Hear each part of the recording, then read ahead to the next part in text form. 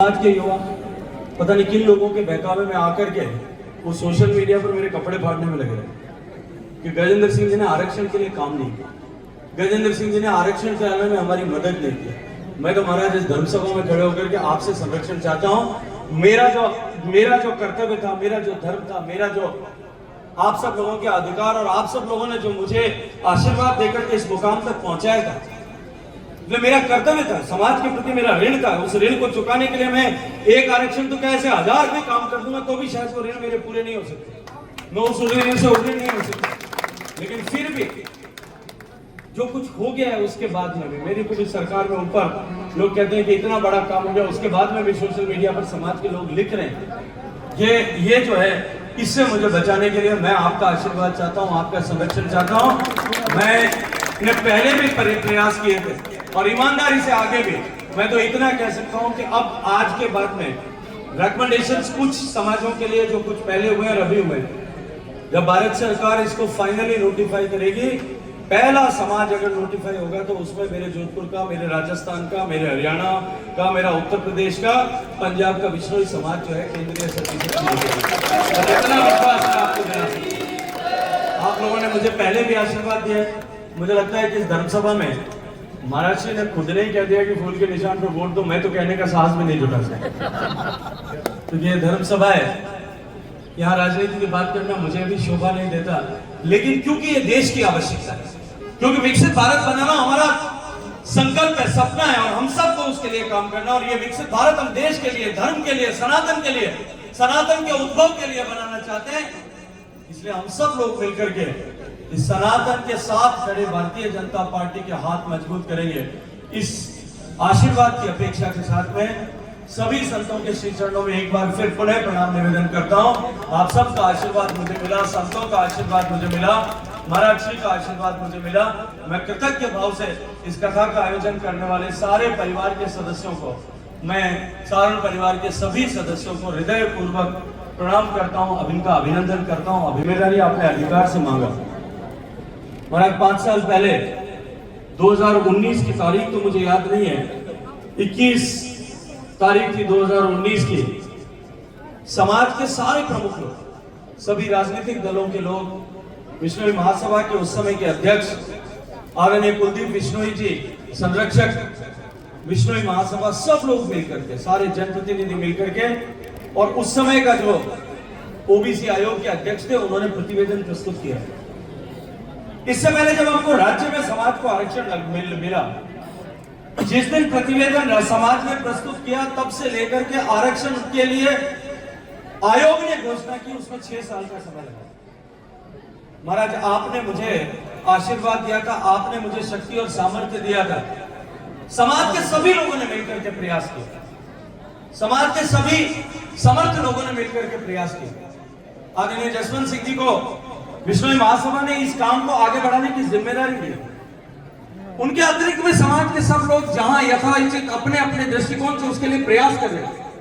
आदरणीय पब्बा राम जी, माता बहन नीचे बैठो, 2 मिनट के लिए आरती होंगी, उसके बाद जाओ, नीचे बैठो। आदरणीय पब्बा राम जी, आदरणीय सही राम जी, आदरणीय देवेंद्र बिश्नोई जी, सभी लोग मिलकर के उसके लिए प्रयास कर रहे हैं।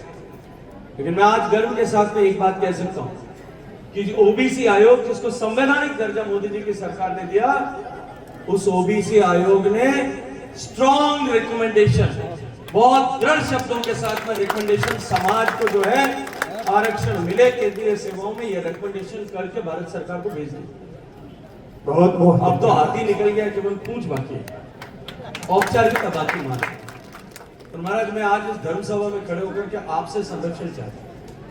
मैंने निरंतर प्रयास किया, जहां जितनी मेरी क्षमता थी, जब जहां आवश्यकता पड़ी, जब जैसे आदरणीय पब्बा राम जी ने कहा होगा, आदरणीय जसवंत सिंह जी ने कहा होगा, हर स्तर पर राज्य सरकार से डॉक्यूमेंट मंगाना है, राज्य सरकार का विटनेस कराना है। राज्य सरकार मेरे विपरीत थी तो भी हाथ जोड़ करके निवेदन करके अधिकारियों को बुला करके और उससे उनके उस काम को पूरा किया। और भारत की सरकार में ओबीसी आयोग से अनुशंसा कराने के लिए मैं आज इस मंच पर खड़े होकर के अभिनंदन करता हूं देश के माननीय गृह मंत्री अमित शाह जी का, कि जब मैंने उनसे कहा कि ये काम पूरा हो गया है, आपके मुझे आप जो है आश्रय की आवश्यकता है, आपके सहयोग की आवश्यकता है, उन्होंने कहा तुम्हें दोबारा फोन नहीं करना पड़ेगा, और तुरंत जो है 7 तारीख को आचार संहिता में लगने से पहले आदरणीय जसवंत सिंह जी वहां दिल्ली में थे, आयोग ने कॉन्फिडेंशियल रिपोर्ट बना करके, जो रिपोर्ट मैंने खुद पढ़ी और जसवंत सिंह जी को पढ़ाई, उस रिपोर्ट में पुरजोर शब्दों में उस आरक्षण के लिए रिकमेंडेशन करके भेज दी। एक बात तालियों से जोरदार। मैंने दिया, मोदी जी ने एक ही बात, मोदी जी ने प्रधानमंत्री बनाने वास्ते 2 वोट दिया। हाँ 2 वोट रहे, कीमत वसूल हुई कि नहीं हुई आप बताओ, हुई कि नहीं हुई? 2 वोट दिया हमारा, सुनो हमारे पास 2 वोट दिया, देश में बदलाव हो कि नहीं हो बताओ? राम धर्म हो, ये बात हाथ रखे बताओ, देश में बदलाव हो कि नहीं हो? अगर हो तो दोनों हाथ खड़ा कर बताओ कि देश में बदलाव हो। पहले वोट दियो आप मोदी जी के, मैं गरीब के घर में परिवर्तन लाऊंगा और आपके सामने 4 करोड़ गरीबों के घर बने, 18,000 पंचायतें जिनमें बिजली नहीं थी उनमें बिजली पहुंची, 4 करोड़ लोगों के घर में बिजली लगी। हमारे खारे वाला लाल रही मन था तकदीर नहीं है, कोई तकदीर अपन एकदम बढ़िया, चिंता मत करो। मोदी जी के राज में देश की और देशवासियों की तकदीर और तस्वीर बदलने के लिए काम कर रहे हैं। मैंने लोकसभा में गयो नहीं, मैं अपन मंगलयान मत जो फूकियो मंगल ग्रह मत में भाषण दियो उठे, मैंने मौका मिले मैं लोकसभा में बात रखी, मैं साहब मंगल ग्रह में तो फूक गया, चांद माते फूक जाऊँ और मारे टावर तो हाल लालटेन में पड़े और जिन स्पीड में बिजली को काम चल रहे हाल 2 पीढ़ी और पड़ी। और मोदी जी धन्यवाद करो, एक योजना बनाई और उन योजना में सारी पंचायतों में गांठ जो है बिजली पुगानी और हर घर तक बिजली पुगानी, उन्होंने खर्चो भारत सरकार तय करी, वहन करी, 1000 दिन में बिजली पहुंचाने काम हाथ में लिया। लाखों घरों में बिजली पहुंची, लाखों घर राजस्थान में, कुल देश में 4 करोड़ में पहुंची। तो वो कहे कि अपन राज बदल राज बदलियो।